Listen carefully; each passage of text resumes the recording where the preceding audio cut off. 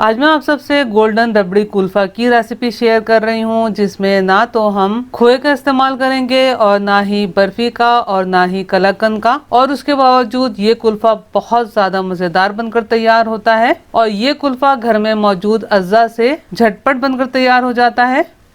बिस्मिल्लाहिर्रहमानिर्रहीम। अस्सलाम वालेकुम फ्रेंड्स, उम्मीद है आप सब खैरियत से होंगे। गोल्डन रबड़ी कुल्फा बनाने के लिए हमने गोल्डन रबड़ी तैयार करनी है। पैन में मैंने 1 लीटर दूध शामिल किया है जो कि फुल क्रीम मिल्क है। मैं ये डेयरी मिल्क इस्तेमाल कर रही हूँ, आप टाटा पैक मिल्क का भी इस्तेमाल कर सकते हैं।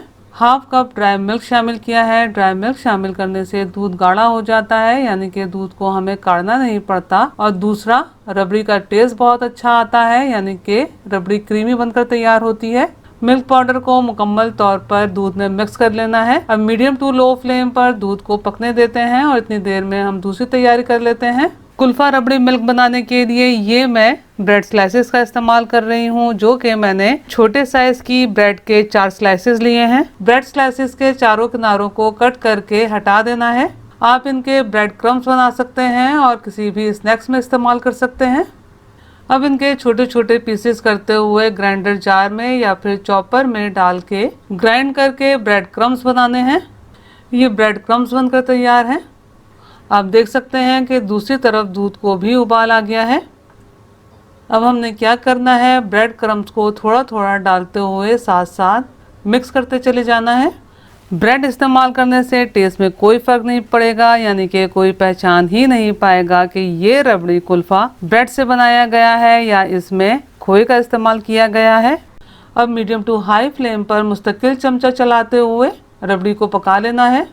मीडियम टू हाई फ्लेम पर 2 मिनट पका लिया है। आप देख सकते हैं कि रबड़ी काफ़ी गाढ़ी हो गई है। अब फ्लेम को लो कर देना है और आपने इस बात का ख्याल करना है कि ब्रेड शामिल कर लेने के बाद 2 मिनट से ज्यादा मीडियम टू हाई फ्लेम पर नहीं पकाना, क्योंकि जब ये रबड़ी ठंडी होगी तो गाढ़ी हो जाएगी। अगर इस पॉइंट पर आपने बहुत ज्यादा गाढ़ा कर दिया तो ठंडी होने के बाद रबड़ी बिल्कुल जम सी जाएगी, यानी कि फ्लोइंग कंसिस्टेंसी बनकर तैयार नहीं होगी। अब इसमें चीनी वगैरह शामिल कर लेते हैं। ये मैंने 6 टेबल स्पून चीनी ली है। मैं 6 टेबल स्पून चीनी का इस्तेमाल कर रही हूँ। अगर आप चाहें तो अपने टेस्ट के हिसाब से चीनी कम या ज्यादा शामिल कर सकते हैं। अभी फिलहाल मैंने 3 टेबल स्पून चीनी शामिल की है। 3 टेबल स्पून चीनी का इस्तेमाल बाद में करेंगे। जैसा कि आप भी जानते हैं कि मिल्क पाउडर में अच्छी खासी मिठास मौजूद होती है। अगर आप मिल्क पाउडर शामिल नहीं करना चाह रहे तो 8 टेबल स्पून या हस्बे जायका चीनी शामिल कीजिएगा और दूसरा 4 ब्रेड स्लाइसेस के बजाय 5 स्लाइसेस शामिल कीजिएगा।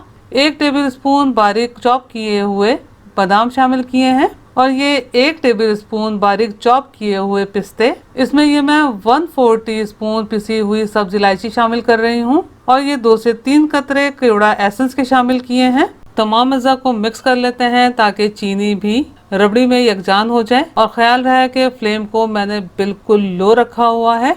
अब रबड़ी को लो फ्लेम पर ऐसे ही रहने देते हैं और जल्दी से बाकी प्रोसेस पूरा कर लेते हैं। ये मैं आपसे बहुत मज़ेदार और फ्लेवरफुल रबड़ी बनाने का सीक्रेट शेयर कर रही हूँ। और दूसरा, रबड़ी का कलर बहुत अच्छा आएगा। बिल्कुल ऐसा लगेगा जैसे कि आपने रबड़ी दूध काढ़ के बनाई है, यानी कि 1 से 1.5 घंटा दूध को पका के रबड़ी को तैयार किया है। पैन में मैंने बाकी बची हुई 3 टेबल स्पून चीनी शामिल की है और फ्लेम को मैंने मीडियम रखा हुआ है। अब हमने चीनी को कैरामलाइज करना है। मैं आपको चीनी कैरामलाइज करने का सही और आसान तरीका बता रही हूँ। जिस तरीके से चीनी कैरामलाइज की जाती है, आपने फ्लेम को मीडियम ही रखना है और इसमें बिल्कुल भी चमचा नहीं चलाएंगे। आप देख सकते हैं कि चीनी मीडियम फ्लेम पर मेल्ट होना शुरू हो गई है। जब चीनी मेल्ट होना शुरू हो जाए तो आपने मीडियम टू लो फ्लेम पर इस तरह से पैन को मूव करना है। खुद ब खुद चीनी मेल्ट होते हुए कैरामलाइज होती चली जाएगी और अपनी रिक्वायरमेंट के हिसाब से चीनी को कैरामलाइज करना है। बहुत ज्यादा कैरामलाइज नहीं करना। अगर ज्यादा करेंगे तो क्या होगा, चीनी जल जाएगी और रबड़ी या किसी भी चीज में शामिल करेंगे तो कड़वाहट भी आ सकती है। चीनी मुकम्मल तौर पर मेल्ट होकर हमारी रिक्वायरमेंट के हिसाब से कैरामलाइज हो गई है। अब इसे रबड़ी में फौरन शामिल करके मिक्स कर लेना है। अब लो फ्लेम पर तकरीबन 1 मिनट चमचा चलाते हुए पका लेना है ताकि कैरामलाइज शुगर रबड़ी में यकजान हो जाए। अब इस रबड़ी को रूम टेम्परेचर पर ठंडा हो जाने के बाद मोल्ड में ट्रांसफर करेंगे। कुल्फा जमाने के लिए ये मैं सिलिकॉन का मोल्ड इस्तेमाल कर रही हूँ, जिसकी बेस में मैंने चॉप किए हुए बादाम और पिस्ते थोड़े से शामिल किए हैं और ये गोल्डन रबड़ी जो कि रूम टेम्परेचर पर ठंडी हो गई है मोल्ड में शामिल की है। आप कुल्फा जमाने के लिए आइसक्रीम कप्स का और ग्लासेस का भी इस्तेमाल कर सकते हैं। अगर आपके पास कुल्फी के मोल्ड मौजूद हैं तो आप कुल्फी के मोल्ड का भी इस्तेमाल कर सकते हैं। क्लिंग रैप से मैंने मोल्ड को एयर टाइट कर दिया है। अब इसे फ्रीजर में मैं तकरीबन 12 से 15 घंटे रखूंगी। मैंने कुल्फी को 15 घंटे के लिए फ्रीज किया है। कुल्फी बहुत अच्छे तरीके से जम गई है। मैं आपको इसका रिजल्ट भी दिखा देती हूँ कि कितनी ज़बरदस्त ये कुल्फी बनकर तैयार हुई है। आप मेरे तरीके से कुल्फा ज़रूर बनाइएगा और मुझे कमेंट्स करके ज़रूर बताइएगा कि आपको मेरी ये रेसिपी कैसी लगी। अगर आपको मेरा काम थोड़ा सा भी पसंद आया हो तो मेरी रेसिपी को लाइक कीजिए, अपने दोस्त अहबाब में शेयर कीजिए और चैनल को सब्सक्राइब करना और बेल बटन को क्लिक करना बिल्कुल भी मत भूलिएगा। अल्लाह हम सब का दस्तरख्वान हलाल रिस्क से वसी तर फरमाए, आमीन। मुझे और मेरी फैमिली को भी अपनी दुआओं में याद रखिएगा। अपना बहुत ख्याल रखिएगा। अगली रेसिपी की वीडियो तक के लिए अल्लाह हाफिज।